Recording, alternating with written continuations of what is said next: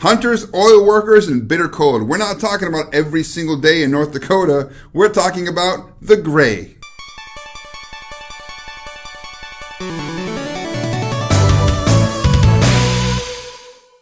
The Gray is a 2011 action-adventure film directed by Joe Carnahan. It was written by Joe Carnahan and Ian Mackenzie Jeffers. These are the same guys that brought you the A-Team, Smoking Aces, and Narc. The film stars Liam Neeson as Anozie, a hunter hired by an oil company to protect the workers from wild animals. It also stars Frank Grillo as a no-nonsense, grizzled oil worker. The rest of the supporting cast is stellar as well. Dermot Mulroney, James Badge Dale, Nonso, Anozie, and Joe Anderson. The film follows 7 men who are on their way home from working deep in the Alaskan wilderness when their airplane crashed. After their airplane crashes, they're left deep in the Alaskan wilderness trying to survive bitter cold, injuries, and a relentless pack of wolves trying to hunt them down. So as you guys know, when I talk about movies, I talk about the good, the bad, and the ugly. This time I won't be talking about the ugly because it's not a new release and there was no censorship. So let's get to the good. First of all, this movie works off just the strength of the acting. It is brilliantly acted by everyone in the cast. Obviously, the standout is Liam Neeson as Anozie. He's a man at the end of his rope. He's got a lot going on in his life, and you don't find out everything at first. To kind of let you learn things as it goes, as these guys are trying to survive. But you know from the start, he's definitely having issues. He's not happy with his lot in life and the things that have happened to him. And that creates a huge rift between him and the men of the oil camp and the guys that survived this air crash with him. Now, as an actual airport firefighter, I can tell you that the crash was done very well. It's very realistic and it's very quick and violent. One of the things that I liked about the crash is there's this slow buildup and you can feel this sense of dread and tension building as little things happen on the flight that kind of put these guys on edge. After the plane crashes, the way that people act, their reactions, their coping mechanisms, all that kind of stuff are very true to what they would be if this happened to a bunch of people. You've got some in denial, you've got some in shock, you've got some that are injured, you've got some that just want to get home. Even the way that people die in this film is very realistic. I was a medic, so I've dealt with actual people dying. There are, agonal breathing and all that kind of stuff. And when people die in this movie, it feels real. It really hits you. Between the acting and the set design and the makeup effects, this cold that they're dealing with feels very real to you,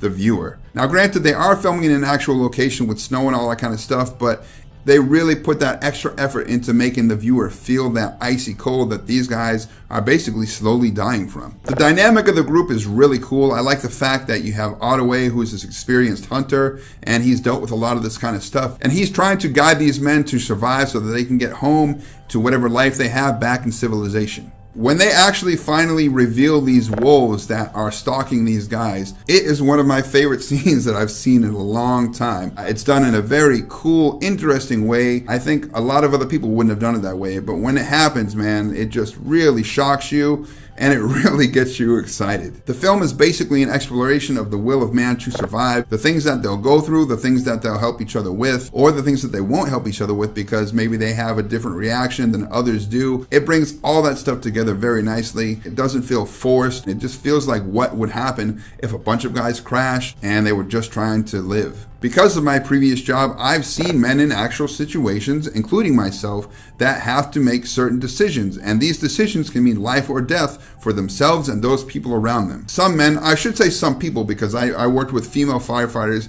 female medics, and female police as well. So some people will make those right decisions and lead their people to safety. And some people will make the wrong decisions and people get hurt. And you definitely have those two types in this film. And it was just nice to see something filmed in the great outdoors. So many movies these days are filmed in giant studios with green screen and everything else. And there is very little green screen in this film. It's almost all practical effects and it's in the wilderness and you feel it. One thing I think that this film really shows is in the end, we are going to be outlived by Mother Nature and by the animals. We're going to die eventually and it's going to be our fault because we won't have dealt with Mother Nature properly. It is what it is, and this film really gets that point across. And seeing how the wolves and the men adapt to one another, sometimes the guys will figure something out that gives them the leg up, and then the wolves will figure out, wait, they've adjusted, so we need to take this tactic. So seeing that dynamic where the two are kind of battling one another, is really, really cool. The wolves in this film are legit intimidating. I mean, between their size and their sounds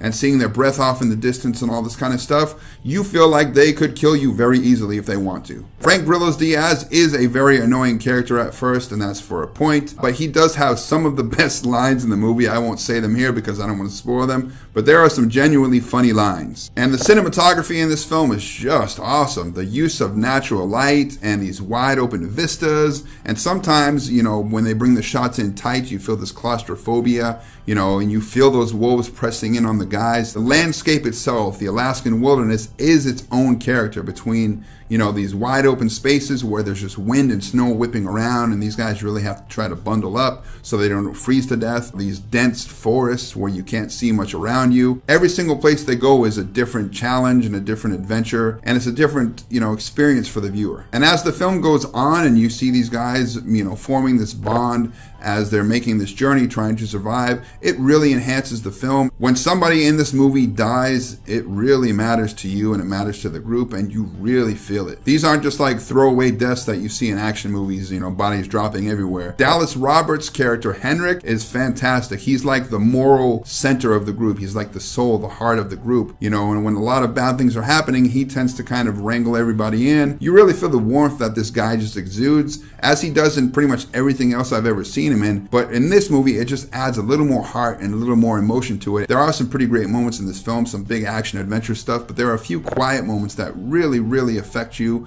and they don't pull away. They make you sit there and take this whole thing in. It makes you think of mortality, not just these guys on the screen, but yours, and how fragile we as, human beings really are. We're just a bunch of skin and bones, and it's really easy for us to die. And it basically comes down to luck. When I was in North Dakota as a firefighter, one of the best in shape guys on base was this 28-year-old marathon runner. He had a heart attack while working on his computer. The most physically gifted airman on the base died of a heart attack at age 28. So that just goes to show you, when it's your time, it's your time. You're never going to know. You can do everything you can to prevent it or put it off for longer, but it's going to happen eventually. And this film nails it. The makeup effects themselves are done really well. And when you see these bruises and cuts and breaks and all the stuff that these guys have, whether they just got injured or they just got killed, you really feel it, and it makes you cringe a little bit. So there is a lot of good. There is a lot of stuff to love about this film. But let's talk about the bad.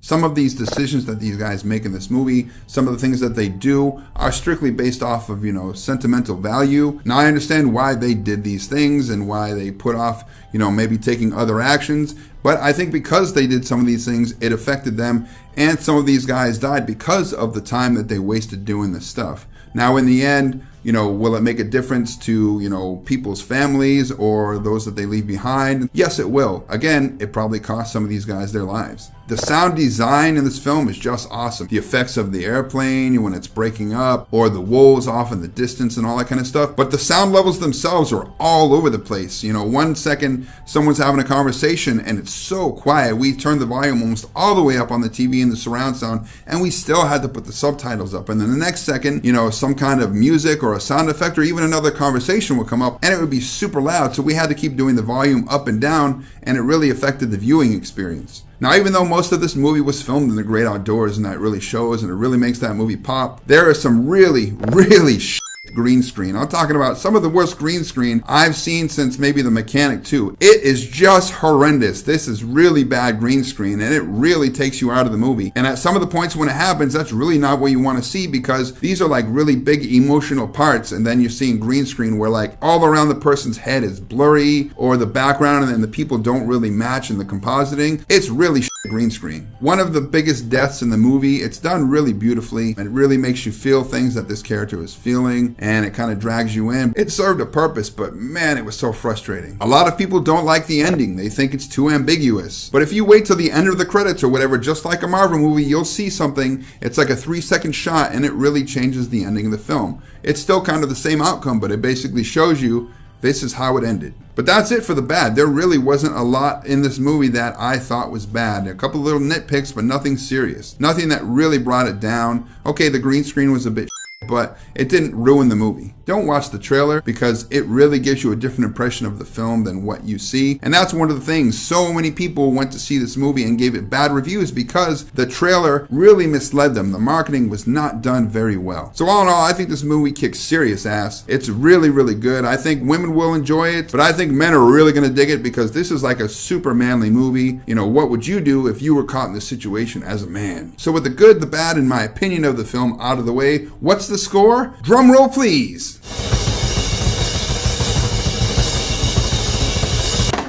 8 out of 10.